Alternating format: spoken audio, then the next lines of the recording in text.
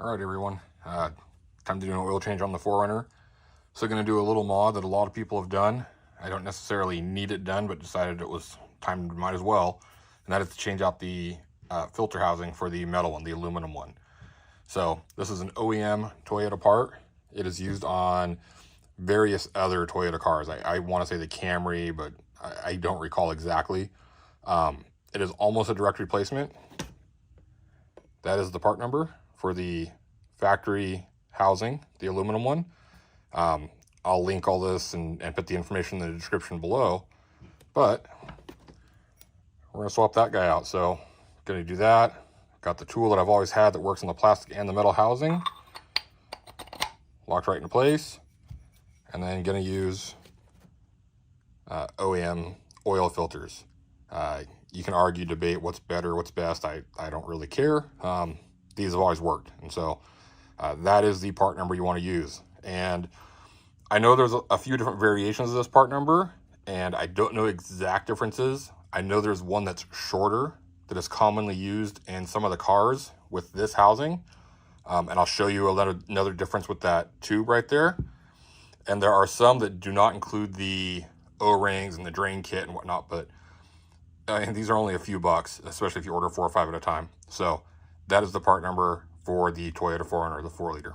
So with that being said, you guys don't need an oil change or how to change your oil video. I'm going to go get the 4Runner moved, put a little bit of heat in it so the oil drains out, get it drained, and I'll pull the plastic housing off, and we'll come back in here, compare the two to show you the differences, and then show you how to swap that tube, which is pretty simple, but I'll show you how to do it.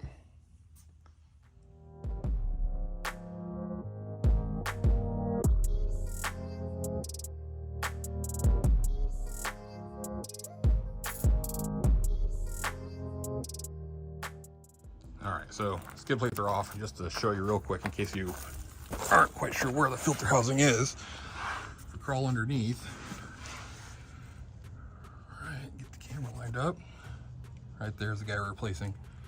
That's your oil filter housing. That's the factory plastic one. Just get it out of there and put the aluminum one in. Also, it's hot. It is October 15th in Oregon, and it's like 80 some degrees today. This is not normal for us. So yeah, it's warm out here. Before anyone complains or comments on the what looks like an oil leak, if you all remember, and maybe you don't, last year there was a defective O-ring in here when I changed the oil last time. It caused some pretty big, not big, but it dripped, and it only took one trip into Portland, so after 100 miles or so it coated everything. I got it cleaned up pretty good, but there's still a little bit of spots, so I'll probably wipe it up now while I'm down here. So anyways, let's get the oil drained, get the oil filter out, and get going on this.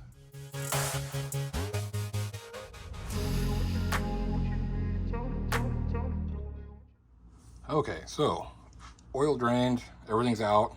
Now we'd normally be, putting the filter in, adding oil, calling it good, but since we're swapping this, so here's the old plastic housing. I just cleaned it up with a little bit of, actually super clean. This stuff works great. Biodegradable. It's not used, better than brake clean. Got it up pretty clean just because I wanted to stay a little cleaner in here doing this. And then the aluminum housing. And you can see, kind of line them up here, the height difference in this tube. So we got to swap that tube. And again, this is kind of where I mentioned earlier that there are filters that have a different part number that are a little shorter, which are typically what this is used for.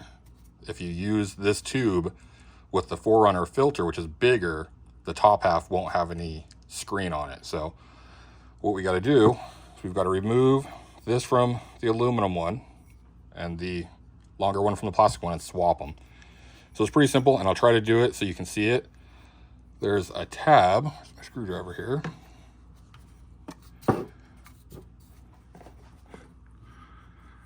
The tab right there that we just got to pry up a little bit.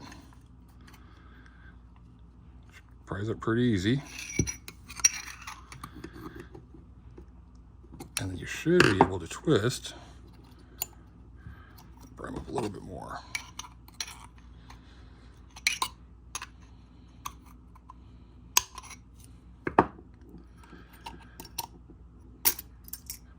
and then it comes out. And so there is a spring in there. This is all the aluminum housing stuff, which we're going to set aside because we'll probably never use it. But I hate to throw it away because that's the surefire way to make sure we do need it. Go back to the plastic housing.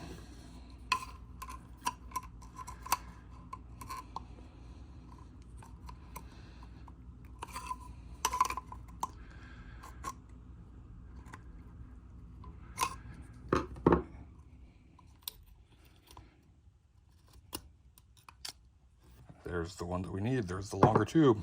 So you can see there's the tab that I just pried up. Let's get a little closer there. That little guy. So we'll just install this right here into the aluminum housing.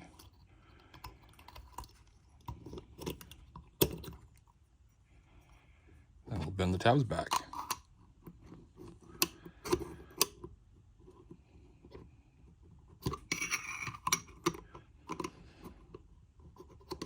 And that should just prevent this from ever, yeah, like it can't come out if you don't bend the back. So it's just a safety feature. So that's that. So I hear a lot of people saying that you've also got to take the steps of swapping the O-rings.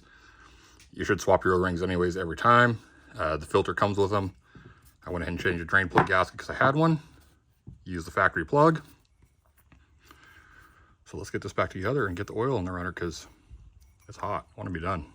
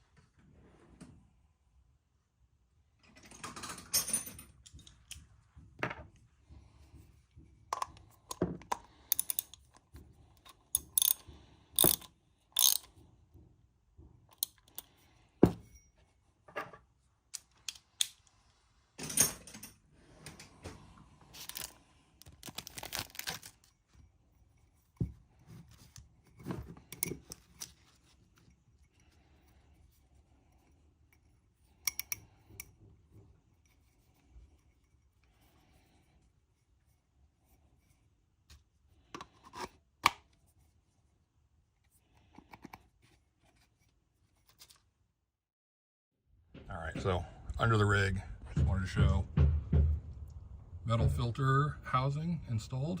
Piece of cake, went in just as you would expect, and good to go. So just double check everything's tight, fill her up, make sure there's no leaks, and call it a day. All right, guys, so got everything done. 4Runner's buttoned up, put away, and got most of my tools put away. So again, pretty simple mod, just putting that aluminum filter housing on there. Probably didn't affect me much. My plastic one was still good, but the aluminum one can't hurt. And since I was doing it, might as well just change it out. So again, links to everything and information in the description below.